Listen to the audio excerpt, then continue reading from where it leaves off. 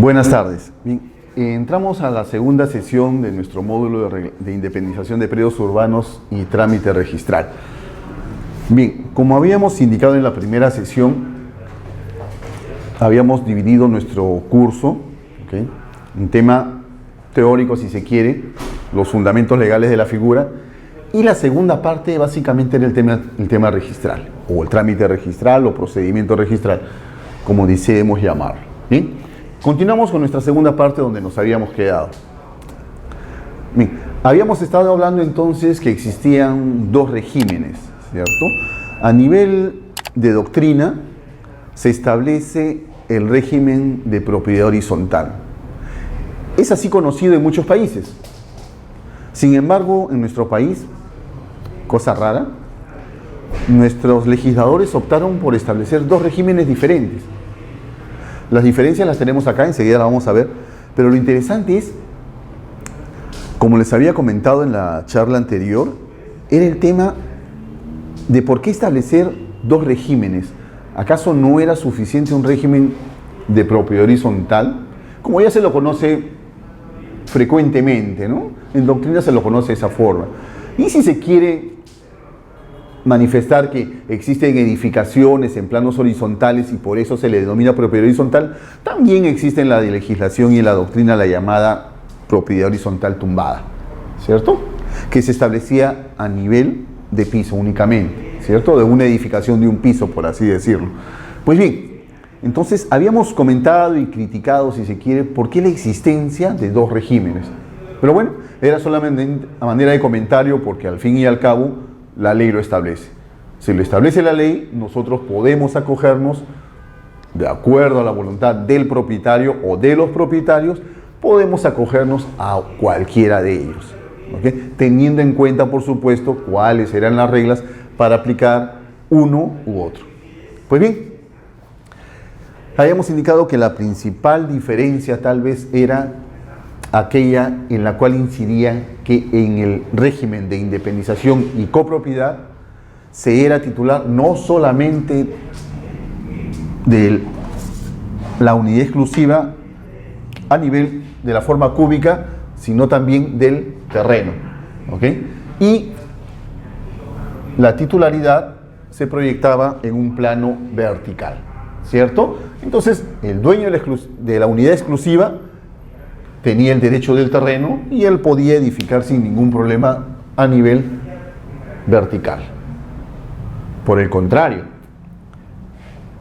en el caso de propiedad horizontal clásica, si queremos entenderla de esa manera, esta se daba a través de planos verticales, ¿ok? Se daba a través de planos verticales.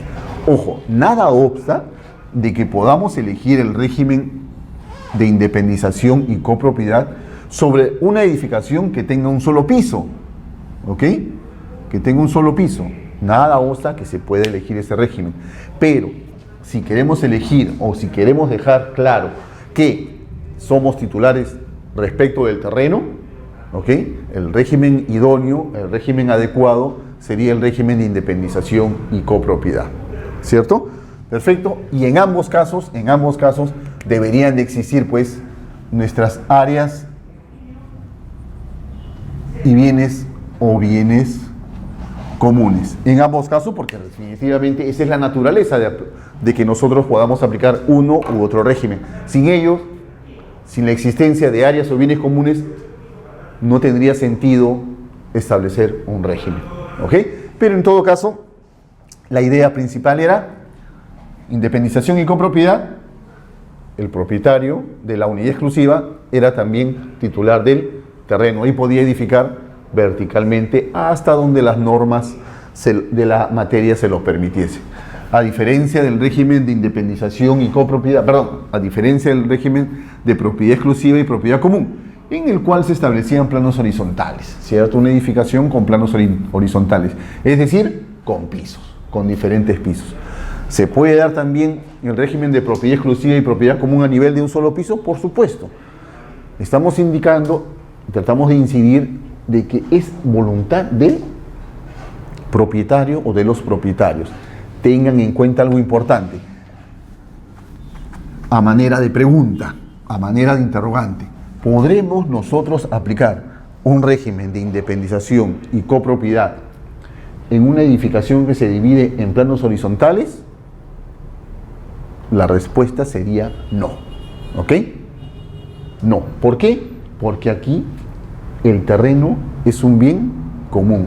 Como el terreno es un bien común y las unidades se están superponiendo una a otra, no podríamos pues aplicar el régimen de independización y copropiedad, porque para aplicar este régimen, ¿qué necesitamos?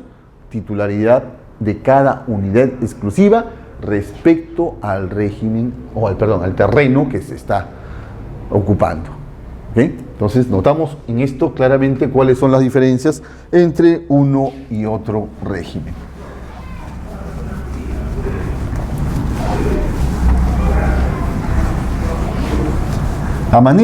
Solo a manera general, una especie de cuestionamiento mental que nos hacemos en este momento. Decimos, quiero aplicar un régimen de independización y copropiedad, ¿ok? Tengo mi pasaje común y por aquí tengo diferentes unidades exclusivas. Denominémosla unidad 1, 2, 3, 4, 5 y 6. Y en esta parte tengo el área, que es un pasaje común, pongamos, un pasaje común, el cual va a permitir el acceso a todas las unidades exclusivas. Bien. Entendemos entonces que cada unidad tiene derecho de poder sobrelevar sin ningún problema. ¿Por qué? Porque el terreno, hemos indicado, le pertenece, le corresponde parte que ocupa de ese terreno. La inquietud que a lo mejor no podríamos hacer es, ¿qué pasa si yo pretendo construir un alero? ¿Ok? Un alero y aumentar mi proyección vertical a partir del segundo piso. ¿Podría darse esta figura de que nosotros podamos extender un alero? La respuesta sería no. ¿Por qué? Porque nosotros estaríamos afectando una zona común. ¿Ok? Estaríamos afectando una zona común y estaríamos desnaturalizando el régimen que estamos o pretendemos establecer. ¿Ok? Entonces, esta figura, ahora, decimos, pero ¿y si qué pasa si yo agarro y desafecto mediante un acuerdo de la Junta de Propietarios y desafecto? ¿Podría ser? Podría darse. Sería cuestión de analizar en caso en particular. Pero a priori, yo no podría edificar fuera del perímetro de mi unidad. ¿Ok? No podría edificar fuera del perímetro de mi unidad. Si pretendiese hacer esta figura, lo idóneo sería aplicar otro régimen. ¿Ok? Sería aplicar otro régimen.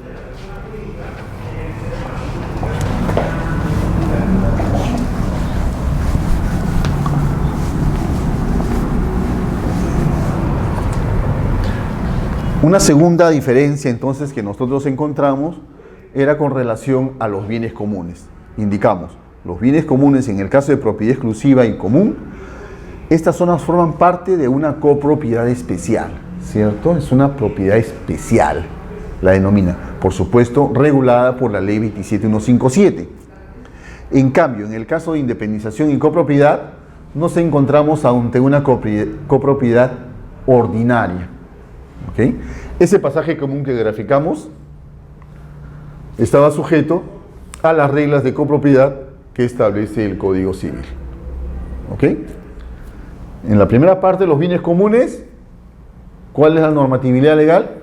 Ley 27157, que establece y norma y regula estos regímenes. ¿Qué pasa con la independización y copropiedad? ¿Qué pasa con los bienes comunes en este régimen de independización y copropiedad? Están regulados por las reglas del Código Civil. ¿Ok? Las reglas del Código Civil. Una tercera diferencia es que para la desafectación de zonas comunes en el régimen de propiedad exclusiva y propiedad común se requiere un voto favorable de los 2/3 de los porcentajes de participación. Estamos hablando aquí de porcentajes de participación, que es el porcentaje que le corresponde a cada propietario. Es un derecho accesorio, ¿ok? Es un derecho accesorio. Yo soy titular de la unidad exclusiva.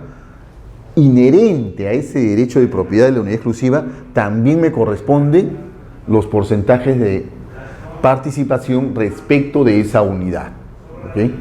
Supongamos que yo transfiero esa unidad. No solamente estoy transfiriendo la unidad, la titularidad de la unidad, sino también accesoriamente y necesariamente transfiero también los porcentajes de participación respecto de esa unidad, ¿ok? Entonces, no podríamos nosotros desligar los porcentajes de participación que le corresponde a cada titular de una unidad exclusiva con relación a la propiedad o al derecho de propiedad sobre esa unidad exclusiva. Por el contrario, decimos, para el régimen de independización y copropiedad, ¿qué se requiere? El acuerdo unánime de todos los propietarios. Si no hay acuerdo unánime, no hay desafectación de las zonas comunes, ¿ok? Ojo, tengamos en cuenta también que esta desafectación procede siempre y cuando no se esté afectando la naturaleza del régimen que se está eligiendo. ¿Por qué? Solo supongamos. ¿Qué sucede si en el régimen de independización y copropiedad tengo un pasaje o un acceso común a las dos unidades que nos permite poder ingresar a ellas? ¿Ok? Imaginemos que el gráfico se da de esta forma. El área común es la que hemos graficado de rojo. Esperemos que se pueda ver. Esta sería el área común. Supongamos que los propietarios de estas unidades exclusivas, sujetas a régimen de independización y copropiedad, pretenden desafectar esa área común. ¿Ok? Se ponen de acuerdo para poder desafectarla. ¿Qué es lo que pretenden ellos? Pues dividirla y la mitad que le corresponde o le correspondería a cada unidad exclusiva.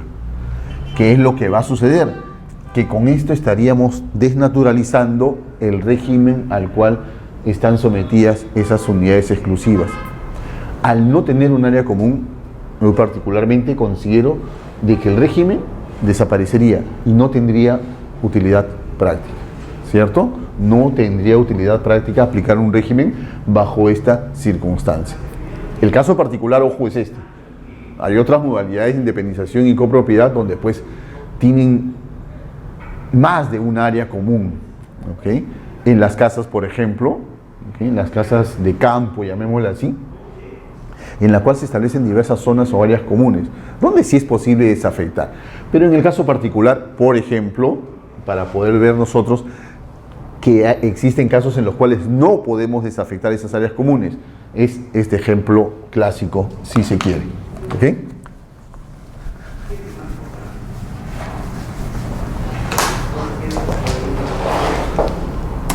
Habíamos también hablado del reglamento interno. ¿Qué habíamos dicho? Un concepto, y para ese concepto habíamos recurrido a Gunther González, ¿cierto? Indicamos, es un acto jurídico que tiene como fin constituir el régimen de propiedad exclusiva o común o independización y copropiedad respecto de una edificación concluida o proyectada. Ya habíamos indicado en qué consistían estos puntos, por lo cual se separan distintas unidades de dominio privado, las mismas que entre ellas se enlazan por zonas comunes, ¿cierto? Si nosotros no tenemos áreas o bienes comunes, no podríamos aplicar este régimen, ¿cierto? La idea entonces es que existan unidades exclusivas y también áreas o bienes comunes que enlacen a estas unidades. En el caso de una edificación, por ejemplo, sujeta a reglamento, entre ellas se pueden enlazar, si es una edificación por niveles, entre las escaleras los pasajes que dan acceso a las diferentes unidades, etc. En el caso de independización y copropiedad, a través del pasaje común, ¿cierto? Son ejemplos clásicos mediante los cuales podemos determinar ese enlazamiento entre las diferentes unidades exclusivas. Incluso puede haber también bloques de edificios. Tenemos el terreno y podemos tener diferentes bloques de edificios, cada uno de ellos a lo mejor con sus propias zonas y áreas comunes, y también áreas comunes generales que afectan a los 4 edificios, a pesar de que cada uno de ellos tiene independencia, ¿okay? Se enlazan por vías también comunes, y podemos también aplicar un régimen para estos 4 edificios o para estos 4 bloques. Habíamos indicado también los elementos que se requerían para poder establecer el reglamento interno. 3, básicamente: declaración del propietario, un edificio concluido proyectado y la existencia de secciones de propiedad exclusiva y secciones de propiedad común. Indicamos, esta declaración del propietario era un acto unilateral, ¿cierto? Un acto unilateral del propietario. ¿En qué consistía este acto unilateral? Pues manifestar su voluntad del propietario de que quería establecer, respecto a la edificación que ésta tenía, poder establecer un régimen. ¿Okay? Comentamos también que en algunos países, mientras que no existiesen las unidades exclusivas transferidas a diferentes propietarios y exista una pluralidad de propietarios, nosotros no podríamos aplicar estos regímenes. Pusimos un ejemplo, el caso de Argentina, ¿cierto? Que no podía darse por declaración unilateral. Para que existan este reglamento interno era necesario, pues, que estas unidades exclusivas hayan sido transferidas. A diferencia de nuestro país, en nuestro país lo puede dar el propietario constructor, si queremos denominarle así, en el momento que él tiene la edificación, se verifica la existencia de unidades exclusivas y áreas comunes, pues puede hacer la declaración del propietario, materializándola en el reglamento interno. ¿Okay? La pregunta que nos hacíamos aquí era, ¿y solo el propietario lo puede hacer? No. La respuesta era no. ¿Por qué? Porque, como vamos a ver dentro de unos instantes, puede suceder que las unidades exclusivas hayan sido transferidas. ¿Okay? Puede suceder que estas unidades hayan sido transferidas y es necesario que intervengan los propietarios de cada una de estas unidades exclusivas. En otras palabras, puede darse antes de o después de. Antes de transferir las unidades o una vez que se han transferido las unidades exclusivas. ¿Okay? Podríamos decir nosotros que son 2 momentos. Hablamos también como un segundo elemento que exista un edificio concluido o proyectado. ¿Okay? Concluido o proyectado. ¿Cuál era el requisito previo, en términos generales, que se establecía para poder nosotros inscribir el reglamento interno e independización de unidades exclusivas? Que como acto previo se haya inscrito previamente en la declaratoria de fábrica. Es la regla general y, por supuesto, esta regla general admite excepciones. ¿Cuáles eran? Una de ellas habíamos comentado respecto a la predeclaratoria de fábrica, ¿cierto? El edificio simplemente está proyectado. Aún no está concluido o aún no hay conformidad de obra. Solo está proyectado. ¿Y procede? Sí.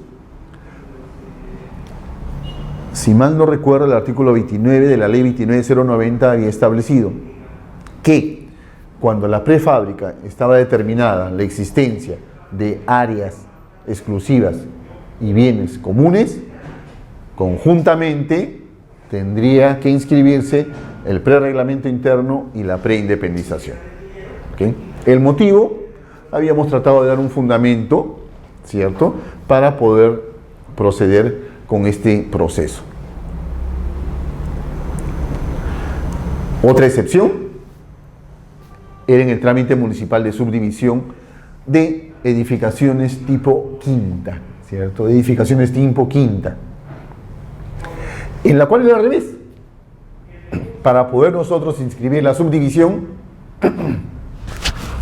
perdón, para poder inscribir nosotros la subdivisión, era necesario constituir reglamento interno. No era acto previo a la fábrica, era al revés. Nosotros tenemos la resolución de subdivisión y que vamos a necesitar previamente inscribir el reglamento interno, ¿cierto? Suena interesante, pero es una de las excepciones que establece también el artículo 40 del reglamento de inscripciones del registro de predios. Y otro caso particular también que habíamos establecido era en el caso de centros y galerías comerciales o campos feriales, ¿cierto? Que no era necesario que exista una edificación. Podíamos dividir las unidades exclusivas, que las podemos denominar tiendas o puestos comerciales, ¿cierto? No era necesario. Ojo, este es desde el punto de vista doctrinario, y es un ejemplo que hace Gunter González en su libro y que tiene bastante lógica, ¿cierto? Tiene bastante lógica.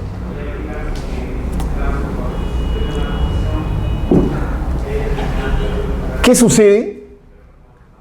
¿Qué sucede si nosotros pretendemos establecer un reglamento interno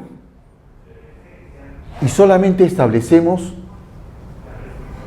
en el ejemplo, como servicios comunes, el servicio de guardianía, el servicio de vigilancia?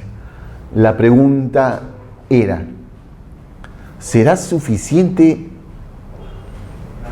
establecer servicios comunes para que la edificación esté sujeta a un régimen en particular, cualquiera de los dos que comentamos?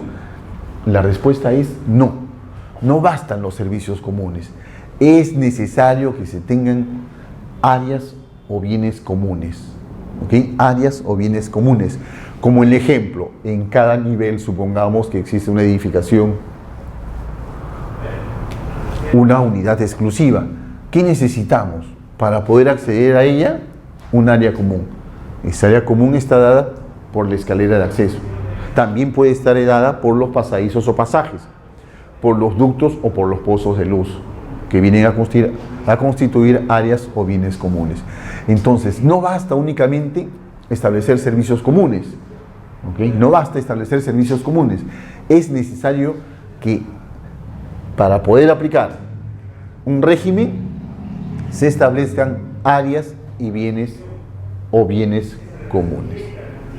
Entonces, con esto despejamos la duda y decimos, si nosotros queremos establecer la existencia de cualquier tipo de los dos regímenes que estamos analizando, es necesario áreas o bienes comunes. Caso contrario, no tendría utilidad práctica establecer este tipo de régimen.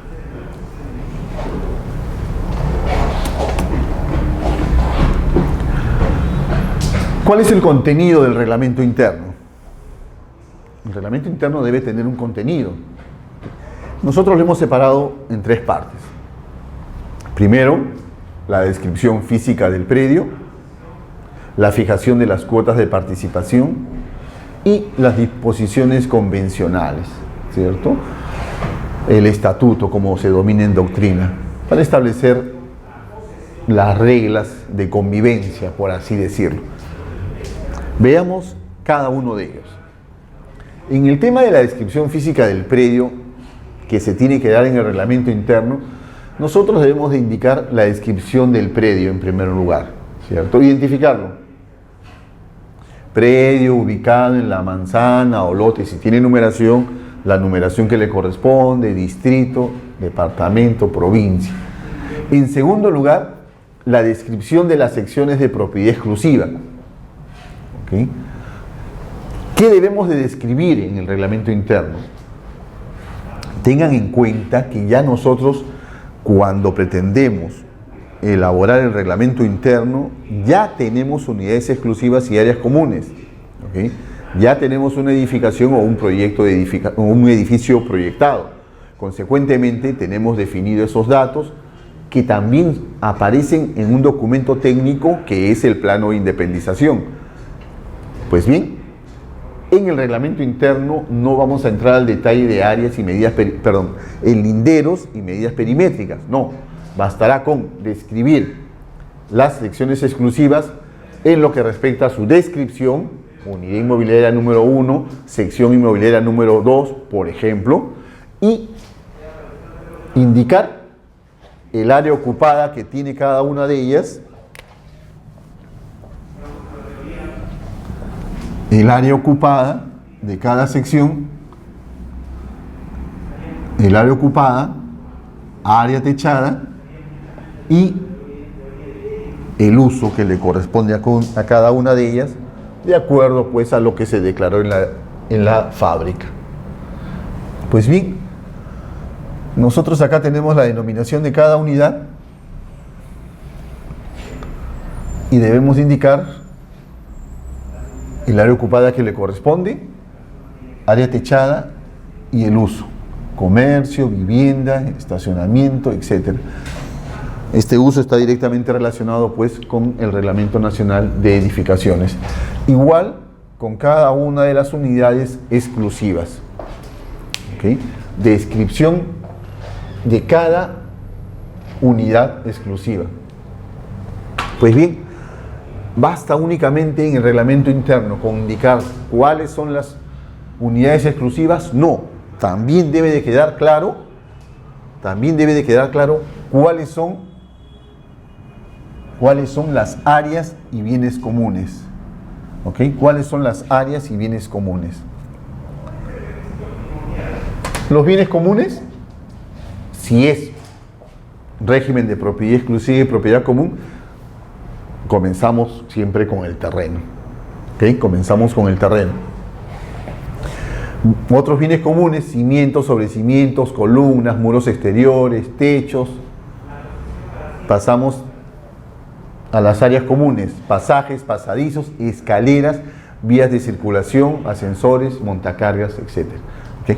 Entonces, nosotros declaramos los bienes comunes y también describimos o especificamos las áreas comunes. Normalmente, pues, estas áreas comunes debemos indicar el área ocupada y el área techada que les corresponde. Así indicamos, por ejemplo, áreas comunes: pozos de luz, pozo 1, pozo 2, pozo 3, los que existan, y adicionalmente indicar en qué nivel se encuentran cada uno de ellos y si los mismos son o tienen el carácter de transferibles o intransferibles. ¿Ok? Los pozos de luz, las áreas comunes, podríamos decir dentro de este grupo las escaleras y los pasadizos. Y si se quiere o existen también ductos, pues los ductos. ¿Okay? Entonces, cuando hablamos de la descripción física, no solamente se trata de la descripción de las unidades exclusivas, sino también de los bienes comunes. Y por último, la enumeración de los servicios comunes. La enumeración de los servicios comunes, ¿cierto? Los locales destinados a servicios, portería, si hay piscina, pues también la piscina, campos deportivos, etc.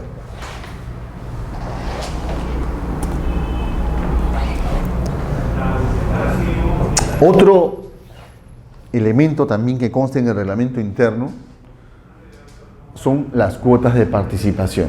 ¿Cierto? Nos habíamos adelantado un poquito y ya creo que la habíamos definido. En todo caso lo mencionamos. Dice, es un derecho accesorio a cada unidad o sección de uso exclusivo y corresponde ejercerlo al propietario de la misma, de la unidad. ¿Cierto? Entonces, si yo adquiero una unidad exclusiva, un departamento, una oficina, un estacionamiento, y está dentro de una edificación que se encuentra sujeta a régimen, en el momento que yo adquiero esa unidad, también accesoriamente que adquiero los porcentajes de participación. ¿Ok? También adquiero los porcentajes de participación que le corresponden a esa unidad respecto a las áreas y bienes comunes. No son derechos separables. ¿Ok?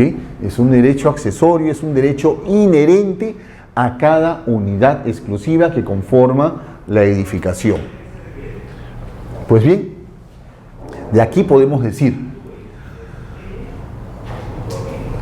esta participación, valga la redundancia, es la cuota de participación que le corresponde a cada propietario sobre los elementos comunes y servicios comunes de la edificación.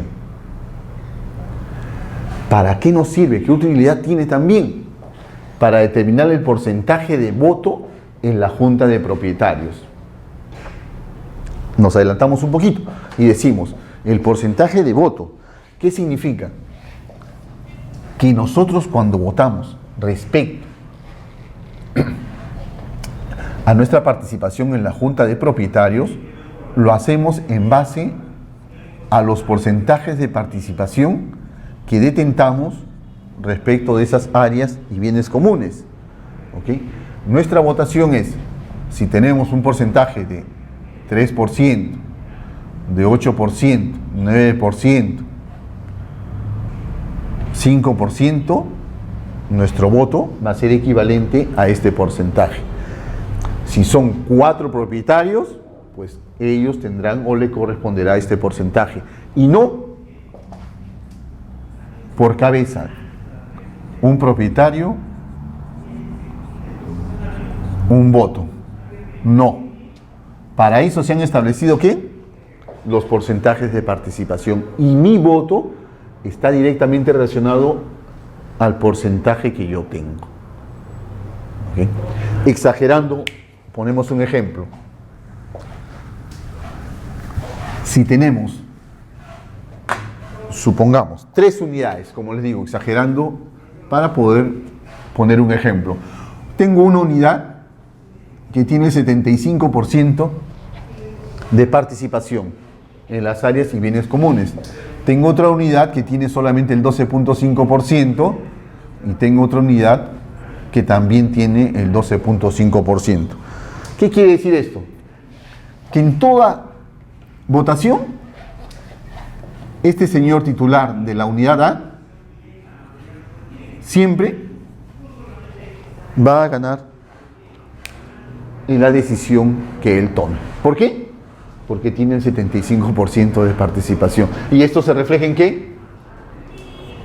En las votaciones. ¿Okay? Siempre la decisión o el punto por el cual él vote va a ganar. ¿Por qué? Porque tiene el mayor porcentaje de participación. Ustedes me dirán, oiga, pero son 3 propietarios. Sí, pues, pero lamentablemente los porcentajes de participación se han establecido justamente para esta finalidad y no para votar por cabeza.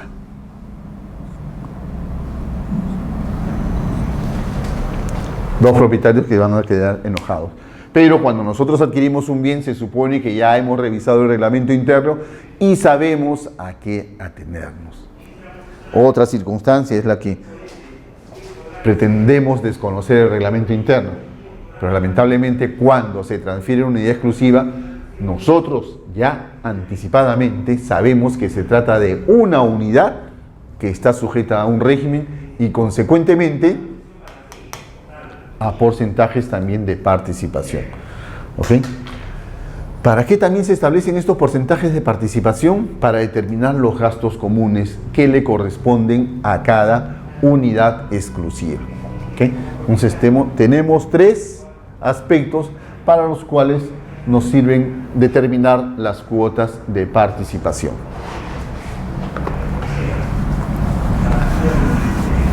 A tener cuidado entonces cuando compramos una unidad exclusiva, revisar el reglamento interno y saber a qué atenernos. En algunas circunstancias, a veces no tenemos en consideración estos extremos. Ya estoy elaborando mi reglamento interno y digo, bueno, sé que este reglamento interno debe tener cuotas o porcentajes de participación.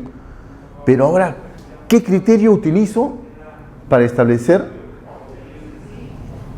estas cuotas de participación? ¿Cómo determino?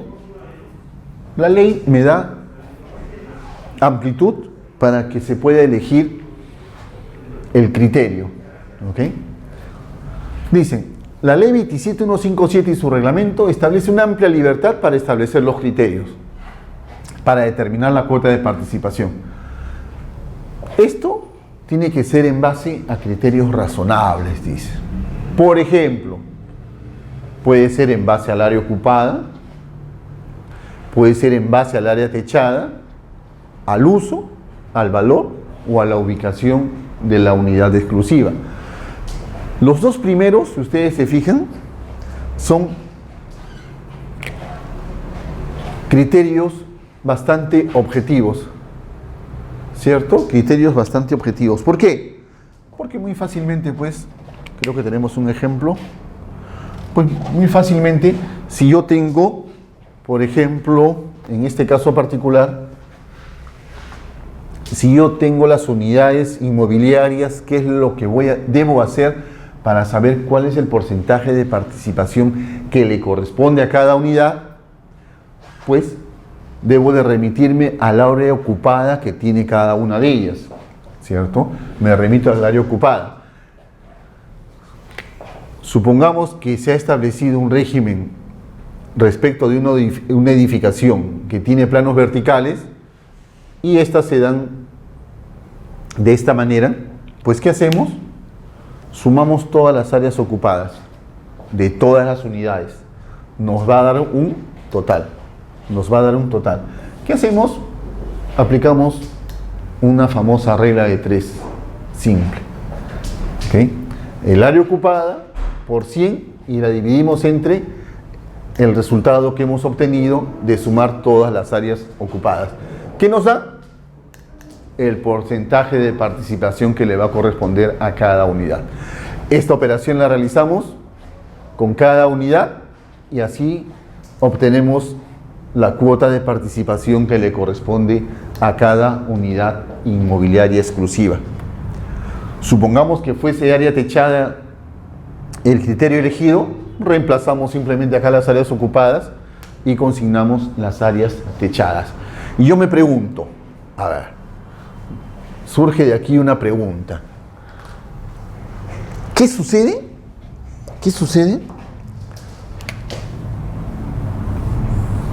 A ver, dibujémoslo o grafiquémoslo de esta manera. Si yo tengo mi edificio de 4 niveles, en cada nivel una unidad exclusiva y como adelante tengo área libre, bueno, independicé 3 estacionamientos. ¿Ok? 3 estacionamientos. Estas 4 unidades fácilmente nosotros podemos decir efectivamente tienen área techada cada una de ellas. Pero resulta que estas unidades exclusivas llamadas estacionamiento solo tienen área ocupada más no área techada.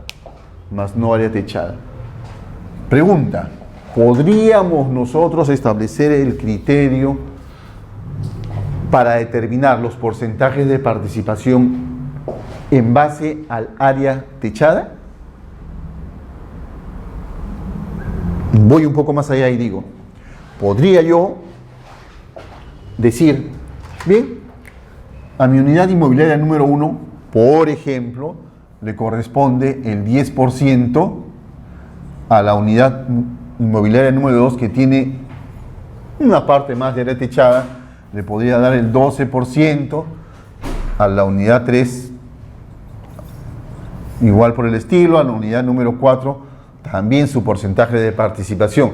Y como el estacionamiento 1, 2 y 3 no tienen área techada, fácil digo, a ellos les corresponde 0%.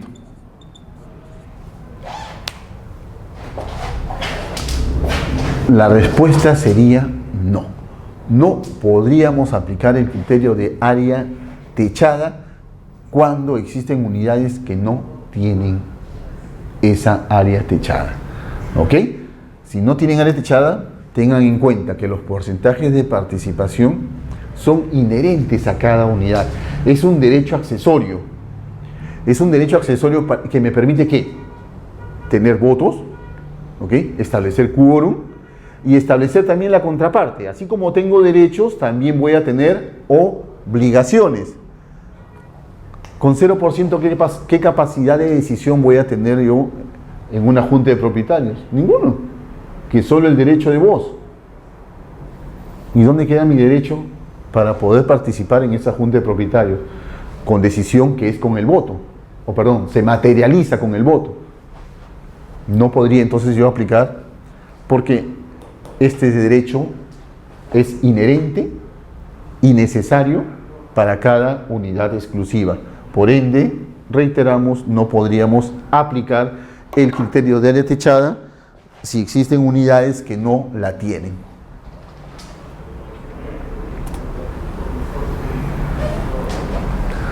Continuamos. Dice, el porcentaje de participación también determinan los gastos que le corresponden a cada unidad exclusiva. La pregunta es, ¿el porcentaje de participación en la propiedad de las zonas comunes implica que se debe asumir los gastos en la misma proporción? ¿Ok? Porcentajes de participación, ¿cierto? Es el derecho que tengo respecto a las áreas y bienes comunes. Perfecto. Supongamos que esto lo establezco en base al área ocupada.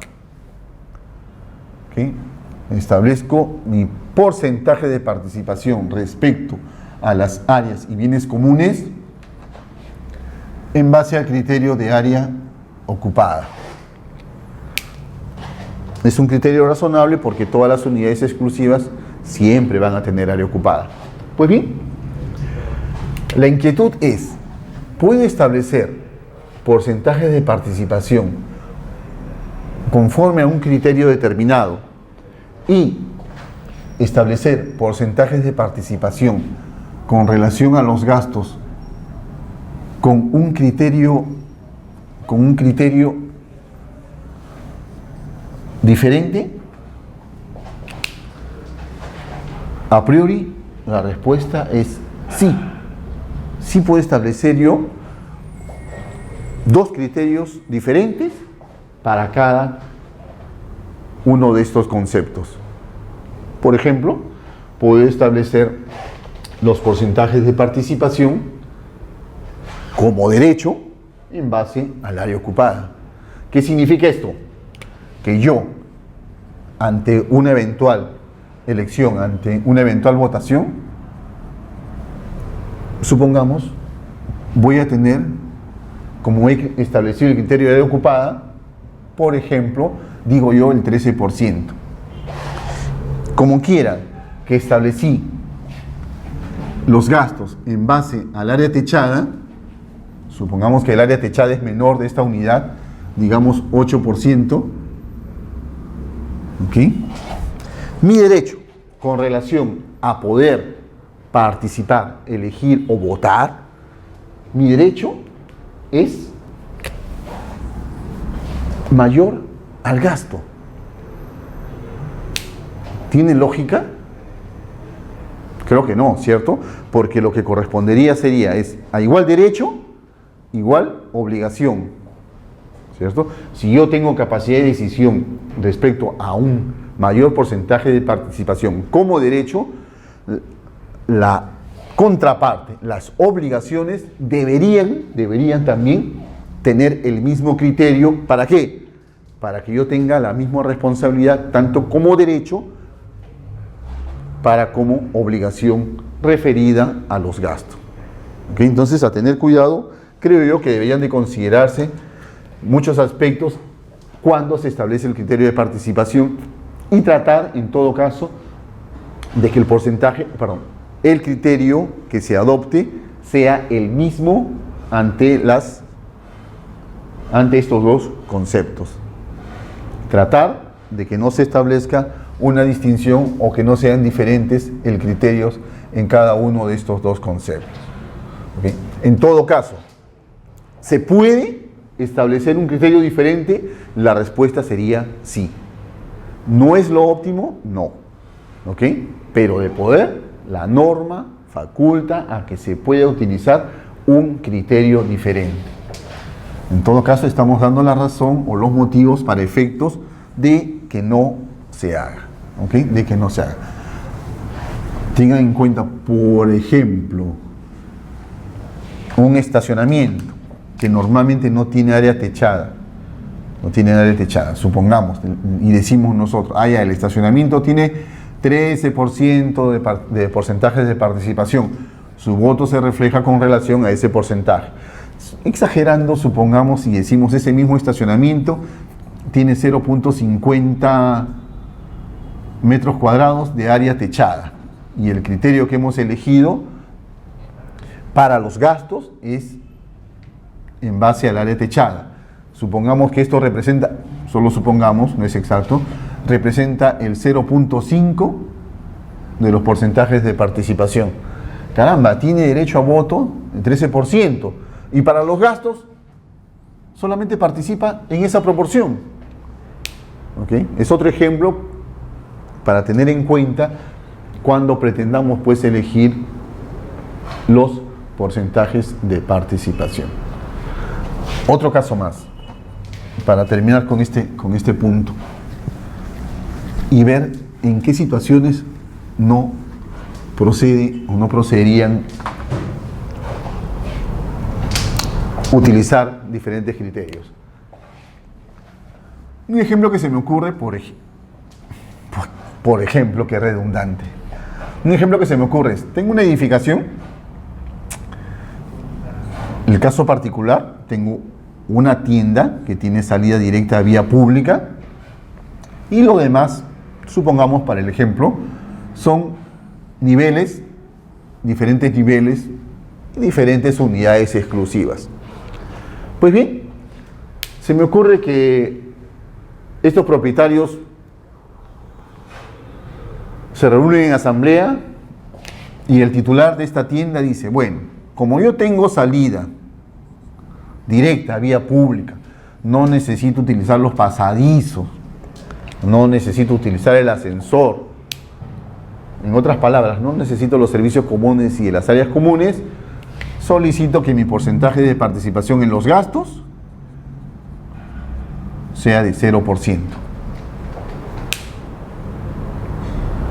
Al igual que en el caso anterior, ante este ejemplo, tampoco procede porque desde el momento que esta unidad forma parte de una edificación, reiteramos el mismo fundamento, si tiene derechos, también debe tener su contraparte, que son cumplir con sus obligaciones. Y dentro de estas obligaciones aparece cumplir con los gastos comunes. Cumplir con los gastos comunes.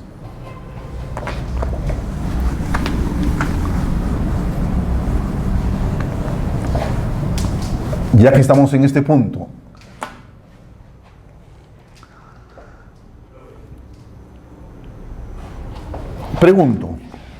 me pregunto a mí mismo y digo, ¿qué es lo que sucede? Tengo igual una edificación, tengo una unidad que tiene acceso a vía pública, supongamos,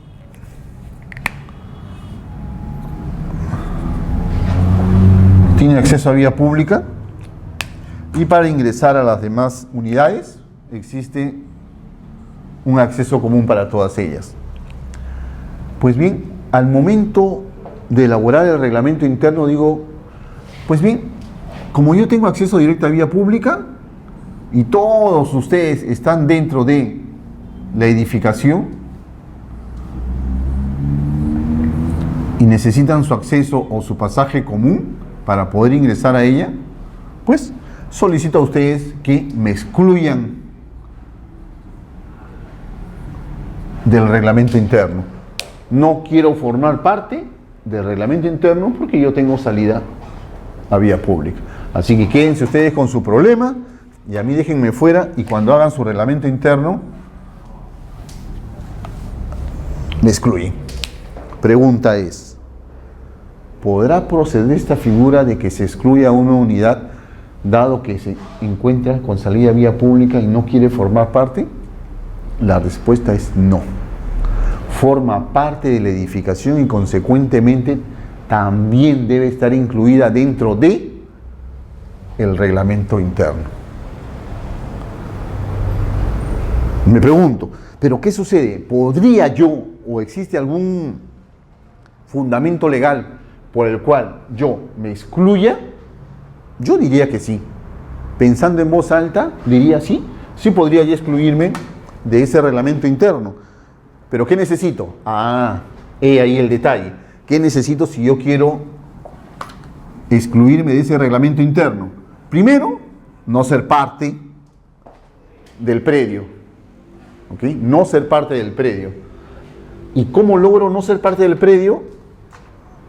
A través de una figura que hemos estudiado y que se denomina subdivisión, ¿cierto? Ese es otro tema entonces. Si yo no quiero formar parte de, sigo mi trámite de subdivisión. Entonces, solo así podría yo separarme del todo. Ya no formo parte de él. Por supuesto, cumpliendo con todos los requisitos que se exigen para esta figura. ¿Okay? Pero en todo caso, de darse el caso, ¿podría ejecutarse de esta manera? La respuesta podría ser, eventualmente, si se da la figura, aplicar nosotros el tema de la subdivisión. ¿Okay? Pero separarse unilateralmente sin ningún trámite previo, no. ¿Okay? La respuesta sería no.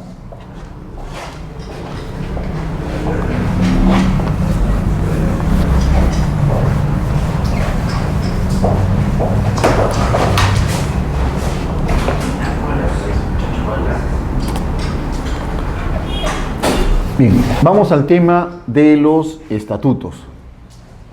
En una primera parte ya hemos hablado, el reglamento interno está conformado primero por la descripción de las unidades exclusivas en las áreas comunes, lo segundo, porcentajes de participación, y el tercer punto es el referido a los estatutos.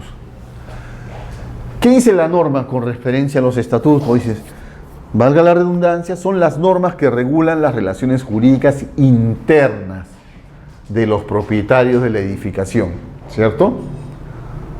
No es una familia en la que vive, no es un solo titular, existe pluralidad de propietarios y cada propietario a lo mejor con su respectiva familia. ¿Qué necesitamos? Establecer normas que nos regulen esas relaciones, normas que supuestamente deberíamos de cumplir. La realidad nos dice otra cosa completamente diferente. Pero bueno, analizamos nosotros el tema de los estatutos y nos dice, son normas que regulan las relaciones jurídicas internas de los propietarios de la edificación. ¿Okay? Suena bonito en el papel. En la práctica, me imagino que a lo mejor algunos de ustedes viven en departamentos, en edificios, y el tema de la convivencia es... Ustedes lo saben mejor que yo. Bien, este estatuto entonces está conformado ¿por qué? Por derechos y obligaciones de los propietarios, gastos que demanden los servicios comunes, la conservación, mantenimiento y administración de la edificación. Por último, dice, lo que se refiere a las sesiones ordinarias y extraordinarias, quórum, votaciones, acuerdos, funciones y demás de la Junta de Propietarios. ¿Ok? Esto se supone que este estatuto es para cumplirlo, No debería ser letra muerta, pero lamentablemente pues se conoce y conocemos en muchos casos, los propietarios no concurren a la junta, no concurren a la asamblea, no votan, y cuando hay algún acuerdo, como ellos no estuvieron, dicen, yo no tengo por qué aceptarlo, no tengo por qué ejecutarlo. Yo no estuve en esa asamblea, así que yo no formo parte de ese acuerdo. Son argumentos banales que se utilizan para no participar en las obligaciones que se tienen al haber asumido adquirir una unidad exclusiva. Pero bueno, este es un tema ya que escapa a esta sesión, que es básicamente legal, si se quiere, y teórica. Bien, la constitución de la Junta de Propietarios. Dice, la Junta de Propietarios está constituida por todos los propietarios. ¿Okay? Es inherente. Inscribimos el reglamento interno y automáticamente surge la Junta de Propietarios. ¿Okay? No hay un reglamento interno que no tenga una Junta de Propietarios. ¿Okay? Está constituida por todos los propietarios de las secciones exclusivas. ¿Okay? Y esa Junta de Propietarios tiene la representación de todos los propietarios. ¿Okay? Dice, lo que indicábamos, la Junta de Propietarios, ojo, de propietarios. Vamos a ver enseguida por qué resaltamos esto. La Junta de Propietarios se constituye plenamente al otorgamiento del reglamento interno, el cual contendrá obligatoriamente la nominación del presidente. ¿Cuándo? Cuando existe pluralidad de propietarios al momento de registrar el reglamento interno. ¿Qué sucede entonces? Nosotros decimos, ¿es obligatoria la designación o la nominación del presidente de la Junta de Propietarios? Sí. ¿Cuándo? Cuando exista pluralidad de propietarios. Ah, ya, digo yo, muy bien. Cuando exista pluralidad de propietarios, yo tengo mi edificio, ¿ok? Tengo mi edificio y los propietarios son los hermanos A, B, C, D, E y F. Pues el bien lo heredaron de sus padres que a la fecha fallecieron, entonces nosotros decimos ellos lo adquirieron ese bien por sucesión. Y todos ellos son propietarios de la edificación. La pregunta que yo hago es, ¿tendré en este caso particular que designar a un presidente? Con esta copropiedad decimos, ¿hay pluralidad de propietarios? La respuesta es no. La respuesta es no. ¿Por qué? ¿Por qué no? Si yo veo acá varios titulares, veo al titular A, B, al C, al D, al E, al F, y hay varios propietarios. ¿Por qué, señor, usted me dice que no? Simple y llanamente porque acá hay una figura de copropiedad. Y cuando se independicen cada una de estas unidades, A, B, C, D, E y F, van a aparecer como titulares en cada una de ellas. Consecuentemente, habrá obligación de designar presidente de esta Junta de Propietarios. En el ejemplo, en este caso en particular, la respuesta sería no. Ojo, no hay obligación. ¿Por qué? Porque no se cumple con la premisa. No va a ser obligatorio porque no hay pluralidad de propietarios. Lo que hay es copropiedad respecto de cada unidad exclusiva y son los mismos propietarios, los mismos copropietarios. Consecuentemente no existe la pluralidad de propietarios hasta ese momento. ¿Por qué? ¿Por qué digo hasta ese momento? Porque puede suceder que ellos digan, ah, ya, ¿sabes qué? Vamos a poner fin a esta copropiedad y nos vamos a adjudicar. Ah, pero aparece otra figura, pues. Vamos a adjudicarnos recíprocamente cada unidad. Supongamos que son 6 copropietarios y 6 unidades, pues bueno, nos adjudicamos recíprocamente y a cada uno de ellos le va a corresponder una unidad exclusiva. Ahora sí hay pluralidad de propietarios. Cada unidad exclusiva con un propietario diferente, por así decirlo. Entonces, si yo pretendo inscribir mi reglamento interno y se da esta situación, ¿qué voy a decir? ¿O qué me van a exigir?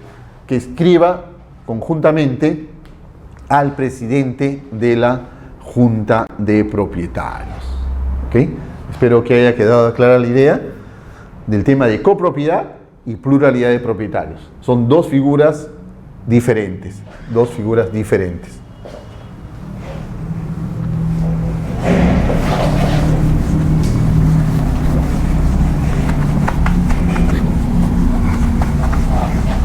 Igual podríamos poner el ejemplo de la sociedad conyugal, ¿cierto? Tampoco hay pluralidad de propietarios. Continuamos. Hemos dicho que el propietario, o cualquier propietario, o todos los propietarios de las unidades exclusivas, forman parte de la junta de propietarios, porque también es inherente, ¿cierto? Soy propietario, pues yo conformo también la junta de propietarios. Pero también procede la renuncia. Dice, la renuncia de uno o más propietarios no impedirá la constitución de la junta. ¿Pueden renunciar? Sí, pueden renunciar, claro que sí. ¿Okay? Y su admisión en el seno de esta siempre está expedita. Así como renuncio, oiga, bueno, ¿sabes qué? Quiero nuevamente ser parte de la junta de propietarios.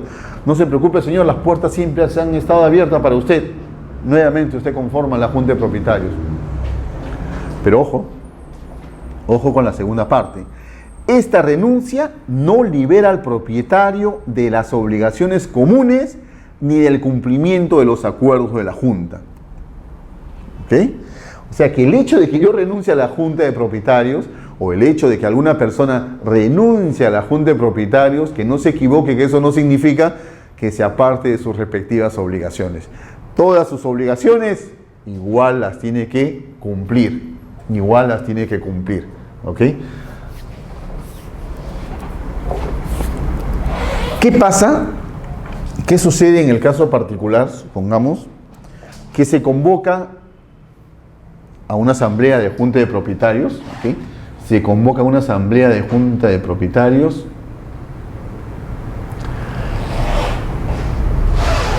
y solamente concurre un propietario. Solo concurre el propietario B, al propietario A, al propietario C, al propietario E. No les importa formar parte de la junta de propietarios, no les importa estar en la asamblea.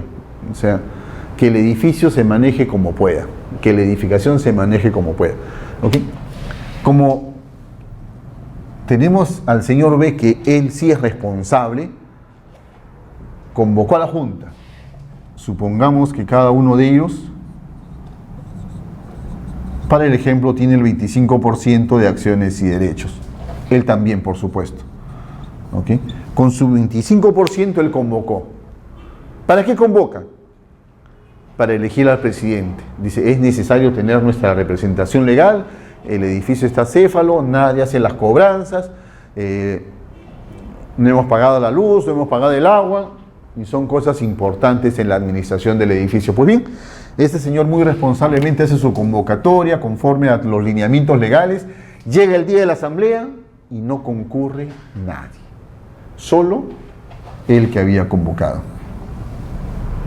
Nada más que él. Supongamos que estos no concurren porque su argumento es: yo he renunciado a la junta de propietarios, no me interesa la junta de propietarios, utilizando términos comunes y corrientes.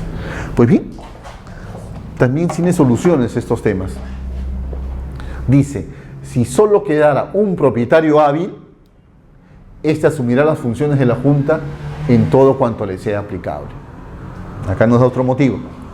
Pero en este caso particular nosotros decimos, pues bien, si los demás no han concurrido, se lleva a cabo la asamblea y él se encargará de asumir la función de presidente de la junta de propietarios, ¿cierto? Y comenzará a ejercer sus funciones. Estamos hablando del caso particular de que ellos renunciaron, o es más, simplemente no asistieron. Es más, ponemos otro ejemplo y vamos al caso particular que indica acá. Asistieron. Nos vamos a adelantar un poquito, me van a disculpar que me adelante, pero es importante. Asistieron.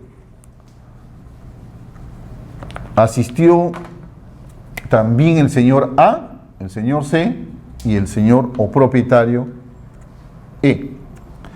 Pero resulta que estos señores, como no han pagado los gastos comunes, exagerando, de 4 cuotas o 4 mensualidades, estos son inhábiles. ¿Ok? Significa que no van a poder tener derecho a voto y tampoco podrán ser elegidos, ¿cierto? Son inhábiles. ¿Qué tendrán? Solo voz, o sea, solo podrán intervenir en la asamblea. Pero al momento de votar, ¿quién es el único hábil? Él. Como es el único que está al día en sus cuotas, como es el único responsable, es el único que podrá votar, elegir y ser elegido. Los demás, a pesar de que asistieron, como están inhabilitados, no van a poder votar ni elegir. ¿Tendrán derecho de voz? Sí. Eso no les podemos quitar. La norma no le quita eso. Pero no van a poder, pues, elegir ni ser elegidos. Tal como indica la segunda parte del primer párrafo. Dice, si solo se quedara un propietario hábil, éste asumirá las funciones de la Junta en todo cuanto le sea aplicable. ¿Ok? Espero que haya estado clara la idea. Y continuamos antes de que nos gane el tiempo.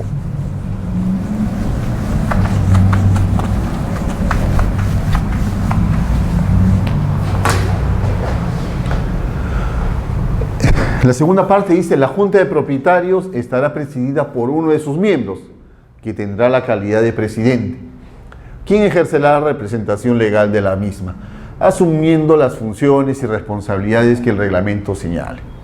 El reglamento interno podrá disponer la constitución de una directiva. Podrá. Es facultad al momento de que se emite el reglamento interno, al momento que se otorga, cuando lo estime conveniente, señalando la composición y funciones. ¿Okay? Si se elige solamente a un presidente, no hay ningún problema. Si se establece en el reglamento una junta directiva, no hay ningún problema. Es facultad de el otorgante, de quien otorga ese reglamento interno. Se me ocurre otro punto que podría ser interesante para ustedes. ¿Qué sucede?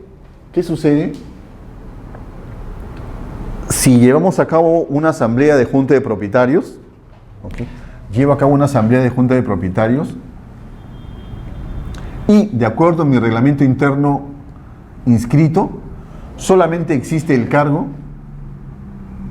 solo existe el cargo de presidente. ¿Ok? En el reglamento interno solo existe el cargo de presidente. Pues bien, resulta que en la convocatoria y en la asamblea se nos fue la mano, nos excedimos un poquito y también decimos, por ejemplo, el señor Víctor Guamán va a ser el presidente de nuestra junta de propietarios, pero sabemos que él no tiene mucho tiempo, necesitamos a alguien también que colabore con él. Vamos a designar a un tesorero. Pero este tesorero también puede ayudarnos, pero no tiene tiempo tampoco completo para participar en todas las funciones. Elijamos también un secretario. Pues bien, ¿qué sucede? Tenemos nuestra acta, cumplimos con las formalidades y nos vamos a registros públicos. ¿Ok? Nos vamos a registros públicos, presentamos nuestra solicitud al registro de predios. Una vez que lo hemos presentado, lo primero que nos sale es una observación. Señor presentante, señor solicitante, de acuerdo a su reglamento interno inscrito, porque eso es lo que va a ver el registrador al momento de calificar su título, en su reglamento interno inscrito solo aparece el cargo de presidente, nada más. Caramba, nos juntamos nuevamente y decimos nos excedimos, ¿qué pasó? Efectivamente tiene razón el registrador, los demás cargos no existen. No hay problema. Si bien es cierto esos cargos no existen, eso no significa de que yo pueda desistirme de la inscripción de estos cargos, ¿ok? Muy bien, señor registrador, efectivamente usted tiene toda la razón. Solicito la inscripción solo del presidente y me desisto respecto a la inscripción de los otros cargos, siendo estos únicamente cargos internos que se llevan a cabo a efectos de que puedan prestar un apoyo al presidente, pero no tienen ningún tipo de representación legal respecto a nuestra Junta de Propietarios. ¿Se puede? Sí. Entonces ya sabemos cuando nos excedemos y designamos a otros miembros que pretendemos que conformen también la Junta de Propietarios, ya sabemos que existe una solución, ¿ok? Una solución para, por supuesto, poder lograr la inscripción de nuestro presidente. Como les digo, es una solución que podríamos darle cuando se presenten estos casos particulares.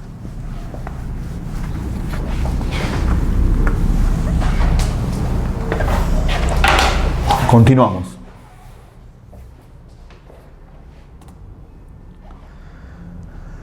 Bien, y se va a llevar a cabo una junta de propietarios. ¿Y cómo nos reunimos?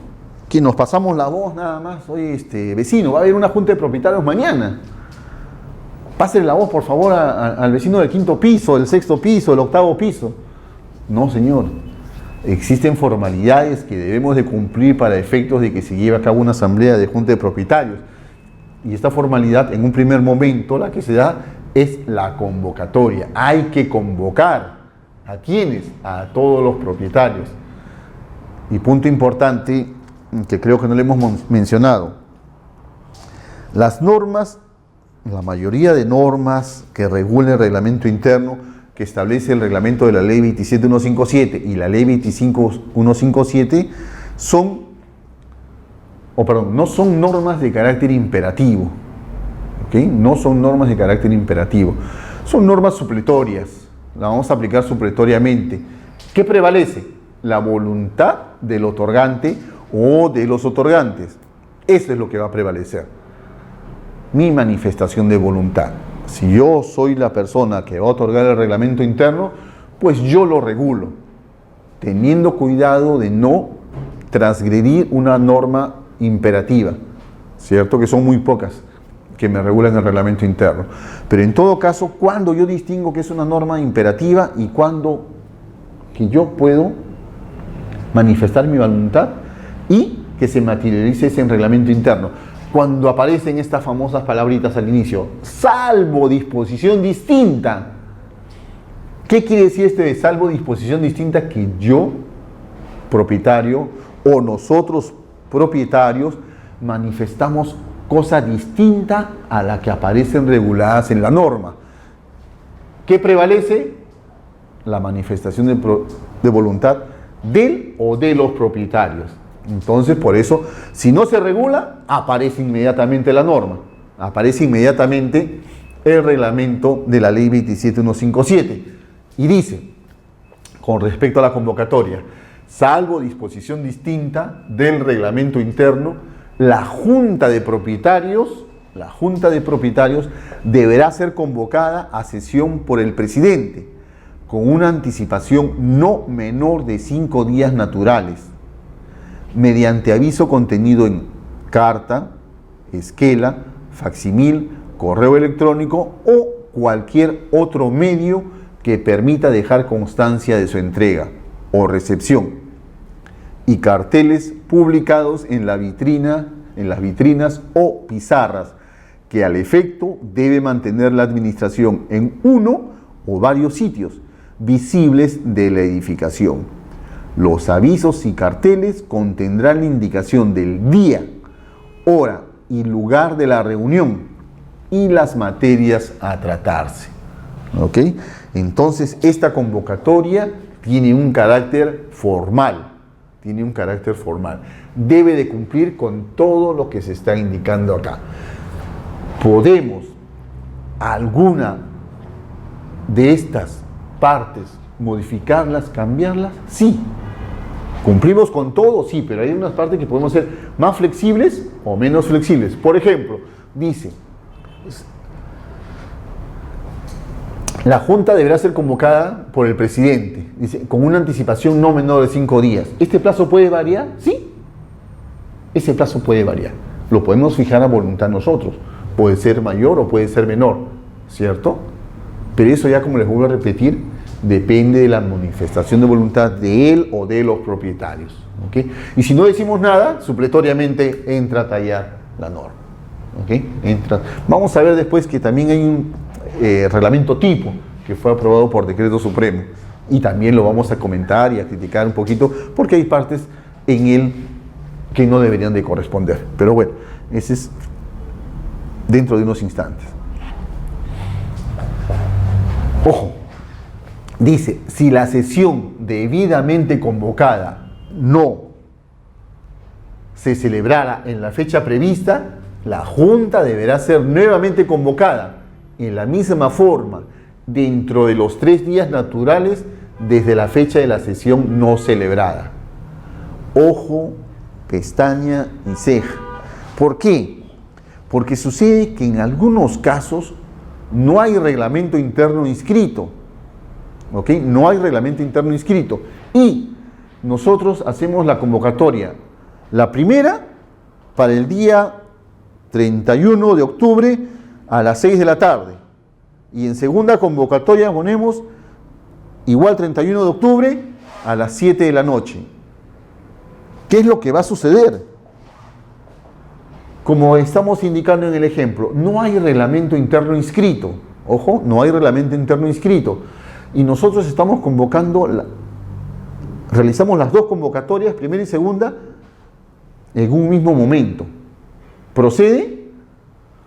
Podría proceder siempre y cuando esté establecido en el reglamento interno. Pero estamos indicando nosotros que no hay reglamento interno inscrito. Como no hay reglamento interno inscrito y tenemos necesariamente que hacer una convocatoria para esa reunión, poder formalizarnos o regular nuestra situación jurídica, nosotros decimos, supletoriamente aplico las normas del Decreto Supremo 035-2006-BC, ¿ok? Necesariamente tengo que aplicar supletoriamente porque no tengo reglamento interno inscrito. Entonces, ¿qué me dice esta parte? Le damos lectura nuevamente para poder enfocarla. Dice, si la sesión debidamente convocada no se celebrara en la fecha prevista, la Junta deberá ser nuevamente convocada en la misma forma dentro de los 3 días naturales desde la fecha de la sesión no celebrada. ¿Qué quiere decir con el ejemplo que habíamos dado? Que en una sola convocatoria consigné los 2 momentos. Reitero, en una sola esquela consigné las 2 convocatorias. Primera convocatoria dije 6 de la tarde. En segunda convocatoria 6:30.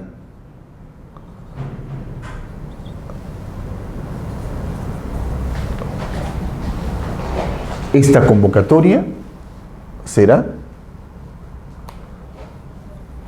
nula. Será nula. ¿Por qué? Esa asamblea y la convocatoria serán nulas. ¿Por qué?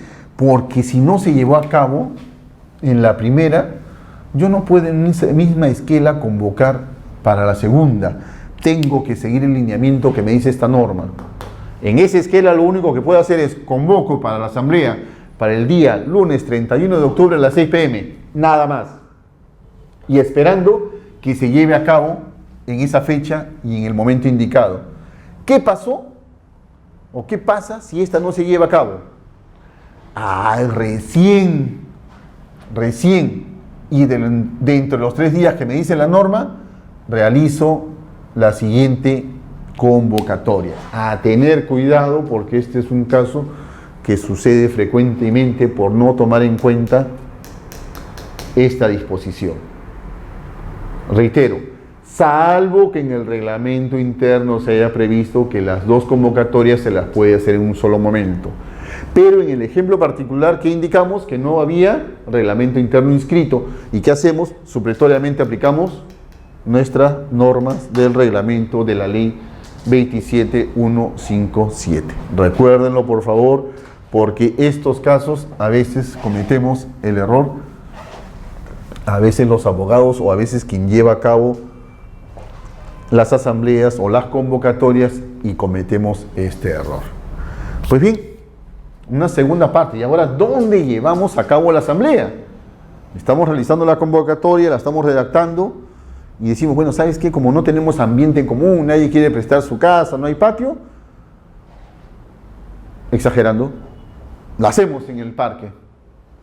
No, señor, eso no se puede hacer, porque la norma acá sí tiene un carácter imperativo y dice: las sesiones de la Junta de Propietarios se celebrarán necesariamente en el predio. Acá surge una norma imperativa: necesariamente se celebrarán en el predio, ¿ok? Necesariamente. Entonces nuestras asambleas ya sabemos que no las podemos realizar en otro lugar diferente, sino única y exclusivamente en el predio,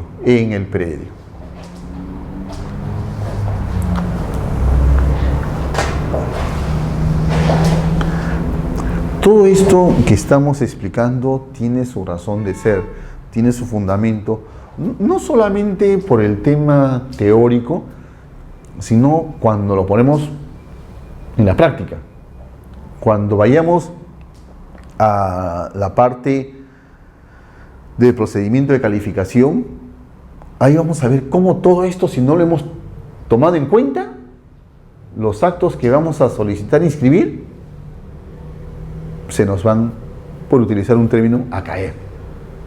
No los vamos a poder materializar. ¿Por qué? Porque si no cumplimos con estos requisitos, nos van a observar o nos van a tachar, que es lo peor que nos podría suceder, ¿cierto? Entonces, aunque parezca mentira estos datos que estamos haciendo referencia, el quórum, los porcentajes de participación, el área techada, el área ocupada, hay que tomarlos en cuenta. No son requisitos que aparezcan superficialmente. No lo tomemos desde ese punto de vista, porque la importancia de ellos se van a materializar en el momento que pretendemos realizar algún tipo de inscripción. Ahí van a ver ustedes cuán importante son estos datos que estamos analizando. Representación de la Junta de Propietarios o poseedores en la Junta. Dice: los propietarios o poseedores podrán hacerse representar por otras personas ante la Junta de Propietarios, de acuerdo con lo establecido en el reglamento interno. La representación debe conferirse por escrito y con carácter especial para cada sesión, salvo que se trate de poder otorgado por escritura pública. Entonces, mi reglamento interno puede indicar que un propietario puede ser representado por un tercero. Sí, lo puede indicar, ¿cierto? Ante eso, ¿qué es lo que hago? Ante la asamblea, ante el presidente, yo acredito mi representación, ¿ok? El señor A, por X motivos, no puede asistir a la asamblea, pues otorga, conforme dice la norma, un poder simple para participar en esa asamblea. Podrá indicar el señor: le faculto al señor F para que pueda intervenir en la asamblea del 31 de octubre próximo y también para todas las asambleas que se realicen en el transcurso del año 2016 y 2017. No procede de esta forma nuestro poder. La representación, conforme establece la norma, ¿ok?, se confiere por escrito y con carácter especial. Allá, señor, usted tiene poder solamente para participar en esta asamblea. Para las futuras, presente igual su poder por escrito. ¿Ante quién? Repito, ¿ante quién lo hacemos? Ante el presidente que está llevando a cabo la asamblea. Supongamos, va a registros públicos, toda mi acta indica ahí, se acreditó la participación del señor A través de su representante, el señor F. El registrador no podrá decir: ah, ya, muy bien, el señor lo representó, ¿presente usted el poder? No. Esta representación se acredita ante la asamblea, ante el presidente de la Junta de Propietarios. No tendría por qué un registrador solicitar el documento mediante el cual se acreditó o el documento que acredite la representación que se invoca. ¿Okay? No va a ser necesario. Pero a tener cuidado, porque puede participar el señor F y lo consignamos, ¿no? Participó el señor F y omitimos indicar que participó en representación D. Eso sí hay que tener cuidado, porque el registrador tampoco es adivino para saber que este señor, que no aparece como propietario, como titular de una unidad exclusiva, está participando en representación de A.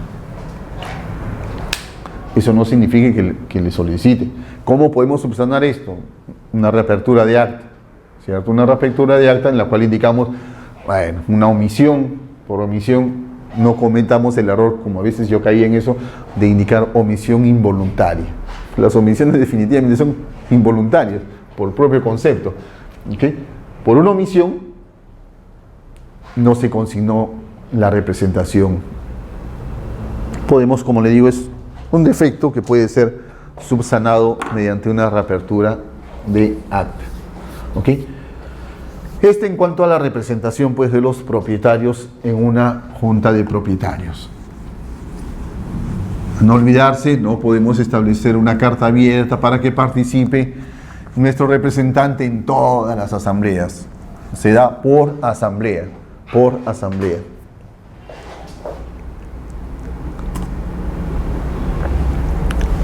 Otro punto importante, también a tener en cuenta, y les ruego, casi suplico, que siempre lo tengan en cuenta por efectos que ustedes están asesorando una asamblea, o quieren desafectar, o quieren elegir un presidente. Los acuerdos. ¿Cómo llegamos a un acuerdo? Somos 20 propietarios, 30 propietarios, 50 propietarios, cada uno con una opinión. Una opinión a veces a lo mejor diferente. Si son opiniones diferentes, si son puntos de vista diferentes, pero es una sola la decisión que se tiene que tomar. ¿Y cómo tomamos esa decisión? Como les repito, somos 20, 30, 40 propietarios y necesitamos una sola opción. Aplicar solo una alternativa. Las opciones que se presenten pueden ser variadas, pero al final es una la que tiene que prevalecer. Queremos pintar el edificio. Yo quiero el color verde, yo quiero azul, yo quiero rojo, yo quiero amarillo, yo quiero negro. No, señor, el edificio se puede pintar con una opción. Elijamos un color, ¿cierto?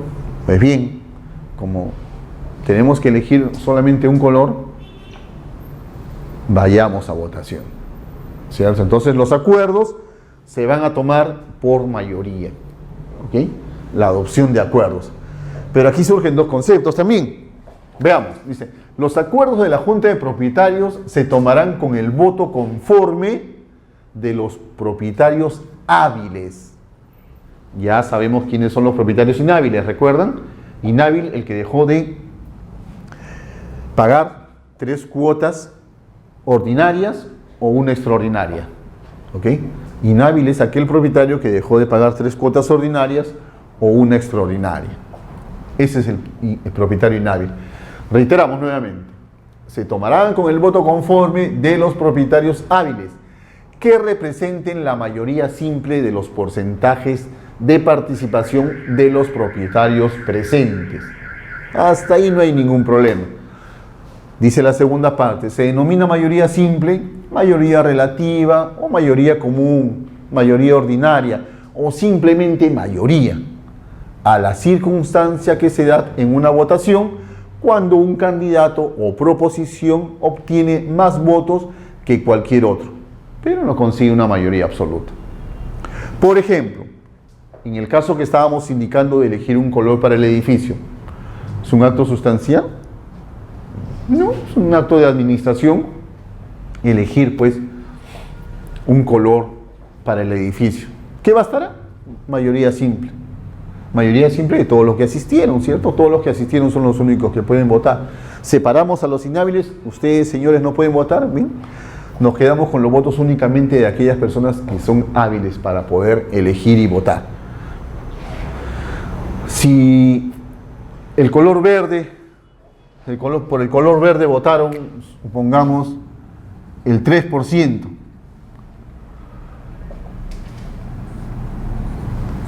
por el color azul el 1% y por el color rojo el 0.5%, no necesitamos más del 50%, que es la mayoría absoluta, para poder tomar decisiones.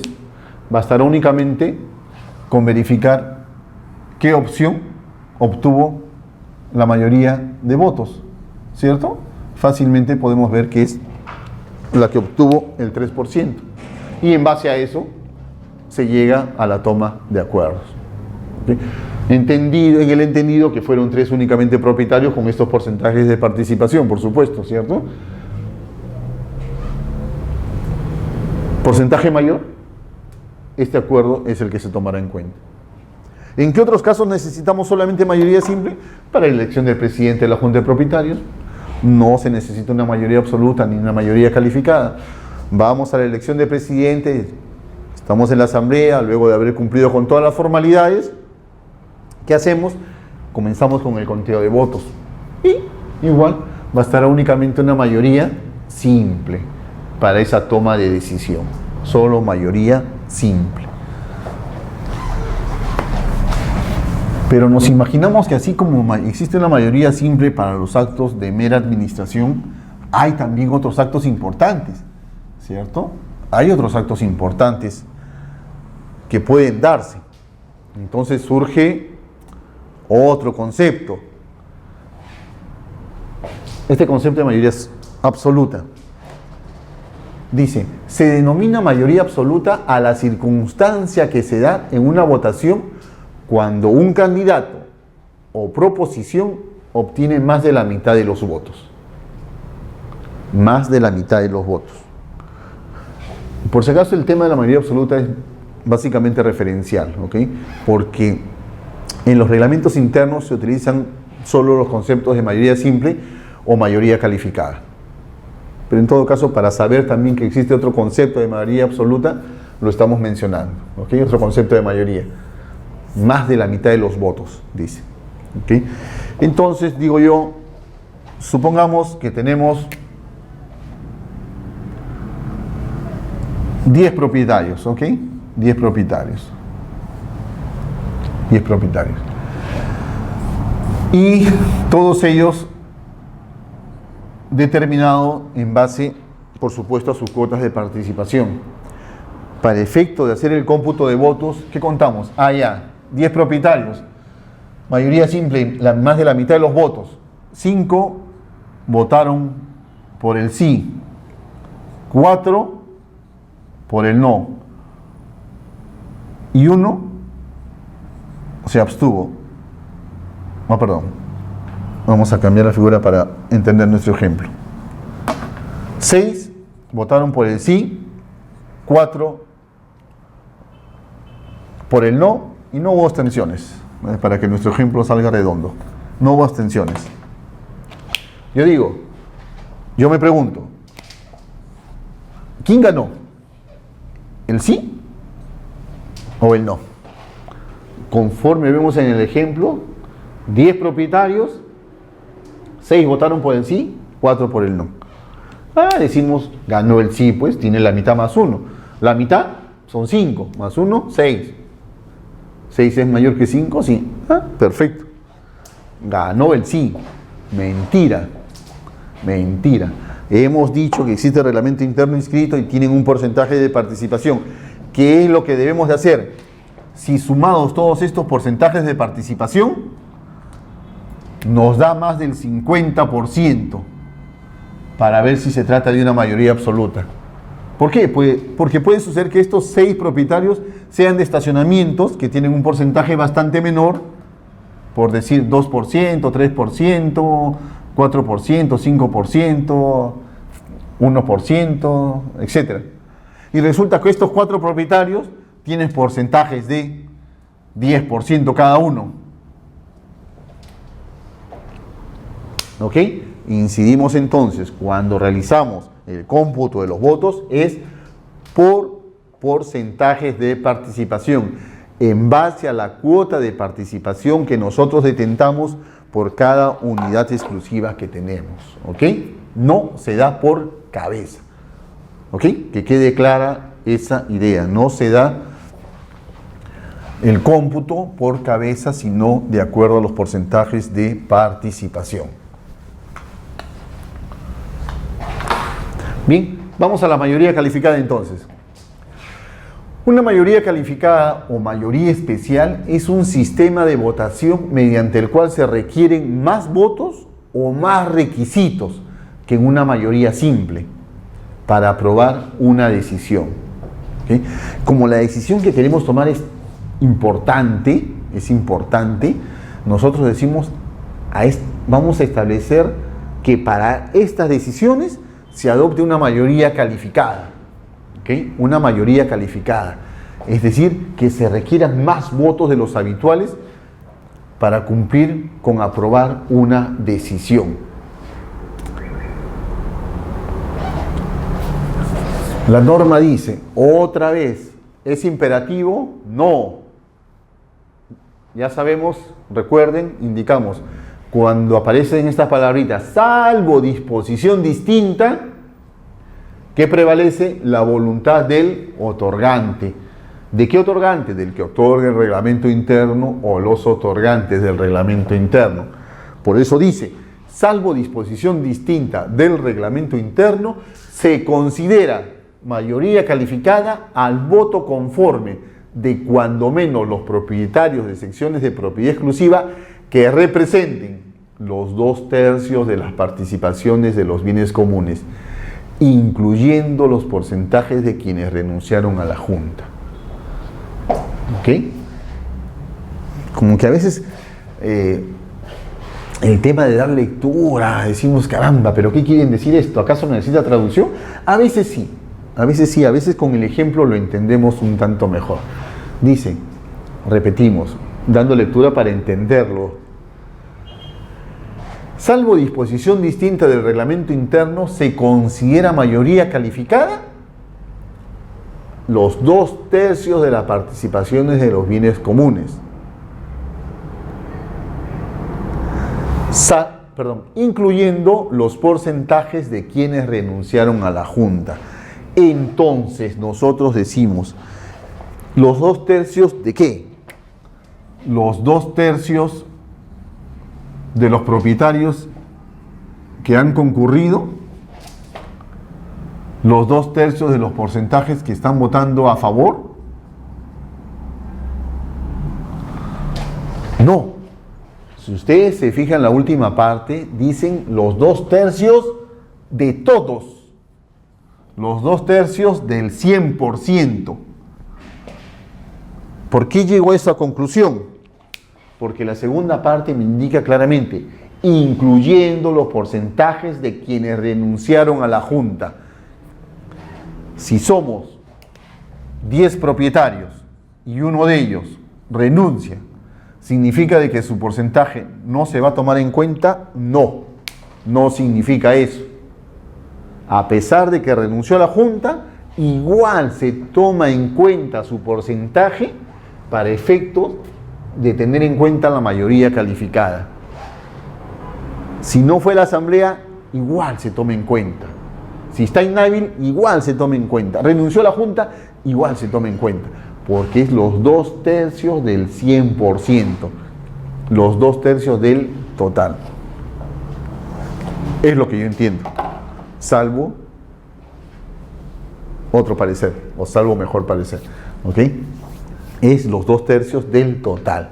Entonces, cuando hacemos el cómputo de mayoría calificada, a tener en cuenta también este punto, este extremo, ¿ok?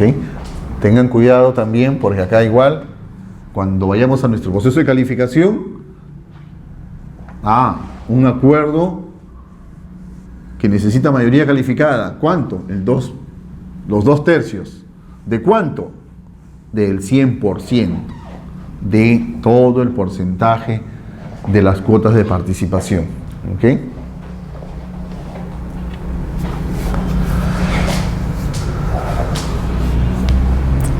El otro párrafo dice: las sesiones de las juntas de propietarios y los acuerdos adoptados en ellas deberán constar en el libro de actas legalizado conforme a ley, ¿cierto? Entonces necesitamos siempre nuestro libro de actas, porque ahí se van a materializar todos nuestros acuerdos. Formalmente es en ese libro donde deben de aparecer, en hojas adheridas o escribir sobre él. ¿Ok? Tengan en cuenta que ese libro o cada acta, cuando querramos inscribir algún tipo de acto, necesita cumplir una serie de formalidades ante el respectivo notario público.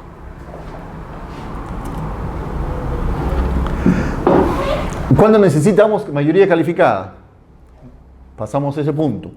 Dice, cuando se trate de decisiones de venta, gravamen, cesión en uso o afectación permanente de los bienes, áreas o servicios comunes, solo podrán votar los propietarios hábiles de las secciones o sus representantes en nombre de ellos, aun cuando no integren la Junta. ¿Ok? Entonces, si yo no integro la Junta de Propietarios, ¿puedo votar? Claro que sí. Claro que sí. Seguimos con los acuerdos por mayoría calificada. El artículo 136 del reglamento nos dice: las obras que se ejecuten en bienes comunes requieren autorización expresa de la Junta de Propietarios, adoptado por mayoría simple, si están destinadas a su conservación o mantenimiento. Y, siempre el I, por mayoría calificada, si están destinadas a algún fin que implique la modificación o limitación de su uso. Estas obras deberán obtener obligatoriamente licencia de obra antes de su ejecución. ¿Ok? Entonces, siempre mayoría calificada cuando vamos a modificar o limitar el uso de ellas. Otro caso más, dice: los acuerdos que autoricen la transferencia de propiedad de bienes comunes deberán ser notificados a los propietarios de secciones que no concurrieron a la Junta, aun cuando no hubieran renunciado a ella, aun cuando hubieran renunciado a ella, mediante carta notarial dirigida al domicilio designado por ellos ante la Junta. Si una persona fue debidamente convocada y no asistió a la Junta, y el tema a tratar era la transferencia de propiedad de bienes comunes, deberán pues ser notificados. ¿Okay? Dicen, en estos casos los propietarios podrán manifestar su discrepancia con el acuerdo en el plazo de 20 días hábiles. Esta discrepancia se entiende solo como salvedad. De no hacerlo, quedarán vinculados a dicho acuerdo. La notificación antes mencionada se entenderá realizada y será válida siempre que se efectúe en el domicilio designado por el propietario ante la administración. Este párrafo habla de transferencia de bienes de propiedad común. Pero estos bienes comunes no podemos transferirlos, ustedes me dirán, y tienen la razón. Lo que pasa es que previamente estos bienes comunes los tenemos que desafectar. ¿Okay? Y para poder desafectar, ¿qué necesitamos? Necesitamos también una mayoría, que sea aprobado por mayoría calificada. Desafectamos el bien, ya es exclusivo, y lo transferimos. Ahí entra a tallar esta normatividad. ¿Okay? A los que no concurrieron lo tenemos que notificar. Una segunda parte también hace referencia y dice: en caso que la notificación antes mencionada sea devuelta, es todo un pequeño mini proceso, antes mencionada, sea devuelta por el notario porque el domicilio señalado por el propietario fuere desconocido o carezca del mismo en el lugar de la edificación, el presidente, la directiva o la administración, según sea el caso, deberá publicar un aviso en el Diario Oficial del Peruano en el cual se consignará el acuerdo adoptado por la Junta de Propietarios en las mismas condiciones que en la notificación notarial. Si transcurrido el plazo de 20 días hábiles desde el día hábil siguiente de la publicación, el propietario con domicilio desconocido no manifestara por conducto notarial su discrepancia, se entenderá vinculado al acuerdo.